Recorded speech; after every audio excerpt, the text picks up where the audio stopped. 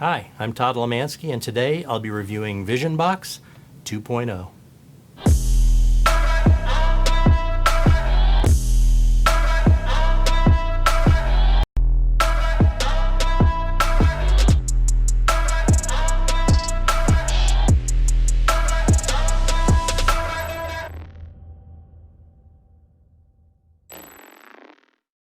So, what do you get? Comes in a cardboard box, slides out. Comes with the Vision Box itself. It has a red card comes with it, a blue card, and a piece of paper, so that you could use a piece of paper or a bill. You could actually also use money, so it could be like money inside, and you can do the switch for money. This card, the card that it comes with, is like a double-sided card. So if you decide you want to fold it up in front of the spectators, there's a little discrepancy, but probably flies by. You could also cover it, but you don't have to. You can start with it in the box if you want. And the nice thing is, it really does have this nice three-dimensional look as opposed to some of the other card boxes on the market. And then also, like, it won't come out. It's kind of nice. So it's in there. It's not going to accidentally fall out, and it's very well made. Like I said, it also comes with the blue card and the piece of paper, and so you can do it with any other, like a blue deck, red deck, or make it a metalism type of an effect with a billet. Can it be inspected? Yeah, pretty well actually.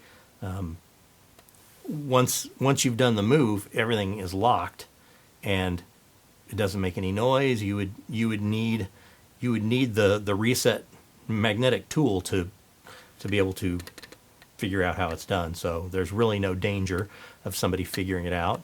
It definitely can be inspected.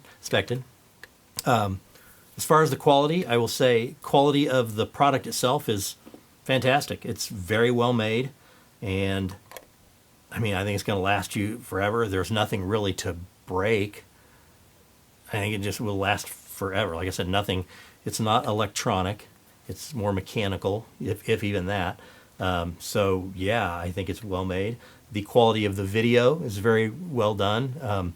Joao Miranda has a little bit of an accent. It's a little bit hard to understand, but not too hard. So yeah, and the quality of the instruction on the video is very good. Prop is good. Reset on it. I have not owned the previous version of this, but I know that the reset on it was not a lot more work, but I think you had to have a little pin that you had to poke into a hole to reset. This is much easier. I wouldn't say it's instant reset. It's maybe 3 seconds, and so to me, that's not terrible. If you wanted to do a walk around, you could reset it in between groups. Something to consider, about 3 seconds, not too bad. I would still consider doing a walk around. One thing you will need to consider is, if you're going to do it, what is the actual effect? Because if you're doing a trick with an opaque box like the Kennedy Mystery Box, the effect can be that you just bring out the box. They don't really know what's inside of it, and you just bring out the box and set it there because it's opaque. Then they sign a card, it goes back in the deck, and it's lost. And then you open the box, and they can see the card inside, and you dump it out. So the effect there is, or could be, that their card disappeared from the deck, and then it reappeared inside of the box. But with the box being clear, the effect is different, because they can see that card the whole time. So if they sign a card, and it disappears from the deck, the effect is one of two things. Either this card turned into their card, or it's a paradox and their signed card was actually in there from before the trick even began, a paradox. But both of those, the effect is a little bit unclear. I'm not saying it's not good, I'm not saying it's not amazing, it's just a little bit muddied. So you just need to think about what presentation you would use if they're going to see the card the entire time. What I would consider doing is just putting it inside of a little bag, so that they don't know what's even in the bag. Card gets signed, lost in the deck, you can't find it, what have you, and you say, but check it out, and then you open the bag and slide the box out. Then they can see the card inside of there. just something to consider is what effect you're wanting to go for when you're doing anything with a clear box. I do believe this is probably the best of the clear box solutions that I've seen out there. And it's fun. It's just a fun one, like just to mess around with. It just looks so good. It's somewhat eye candy, but it's fun. I want to show you some of the switches, because oftentimes you see the trailer and you think, does it really look that good on the trailer? I think the trailer is honest. Sometimes you see a trailer and it's like, you get the product and it doesn't look as good as it did on the trailer. In my opinion, I think it looks just as good when I do it on camera or in front of the mirror as it does on the trailer. So this is the switch that they do on the video. It's not my favorite one because I don't like this kind of abrupt pull out. It's not bad at all, but something is a little bit unnatural about it when you have to do this pull up out of there. It's fine. For sure it fools the eye. It could just be me that it seems a little unnatural. I personally would rather dump it out in some way. This is another handling of it. Danny Ortiz does it this way. Pick up the box, take the lid off, and then dump the card out. And to me, that it just has a more casual feel to it, that you would just dump it out and you can then hand it to him. Or if you want, you can then just immediately open it up and show the card. Here's another way you can do it. Set the box on your hand as you take the lid off and then just dump. Same type of thing, but you're holding it in your hand like that. It's a little more cozy, but it works for sure. My favorite method though has to be the dump, the forward dump, because it looks great. Even slow motion, there's nothing to see. It just looks incredible, like you're dumping a card out of a box. So, the price. $75. It's a little bit of money. I mean, if you're a pro and you're working, $75 for this prop is nothing, especially if you'll use it, And I will definitely use this.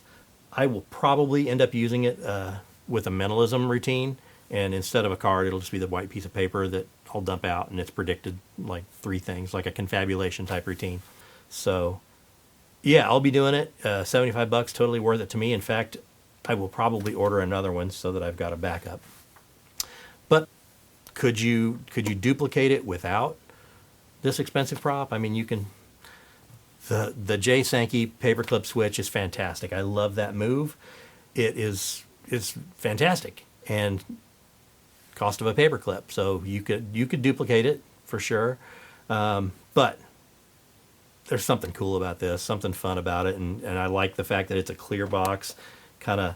It just kind of isolates it and makes it kind of cool. I really could see this being good for a formal close-up type show where it's like, what's going to happen there? What's the deal? And maybe have that be there through your whole show, and then at the end, it kind of wraps up the show. But anyway, I love it. I would give it 5 out of 5 stars. It's really good and well made. It should last you a lifetime. And what else can I say? I'm a fan.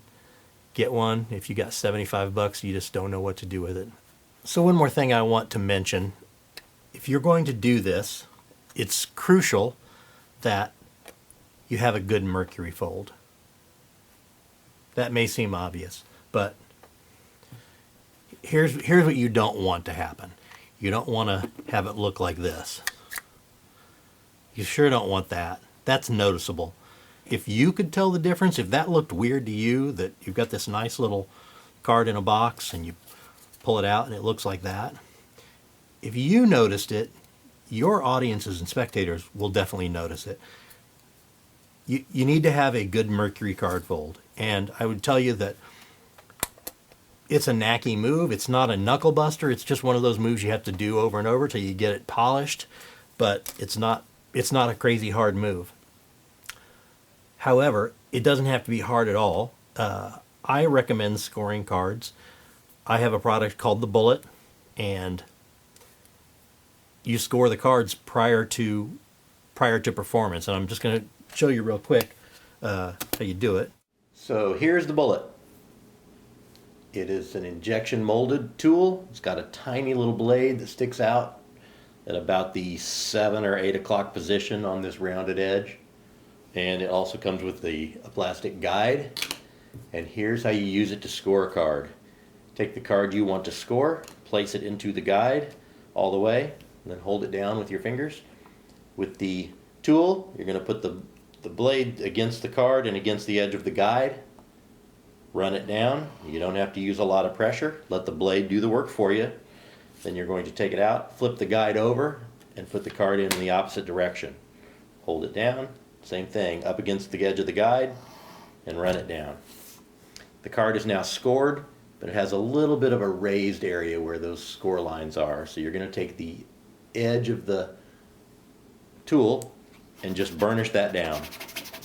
Just a quick rub. That gets rid of the lines. It makes it a little more invisible, and you can't feel it. And now that card is ready to be folded perfectly. So, as you can see, first fold, perfect.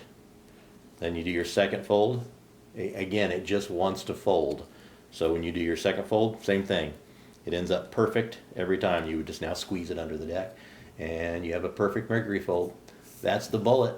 Consistent, perfect every time. Just something to be aware of and to think about. You want your mercury fold to match the one that's in the box. If you're going to switch one card for another, whether it's with this or with the J-Sankey paperclip switch or any trick that you're switching one visible card for another, they need to look the same, and in my opinion, they need to look perfect and be consistent like that. So my 2 cents worth. That's it. Hope this helped. Thanks a lot. See you next time.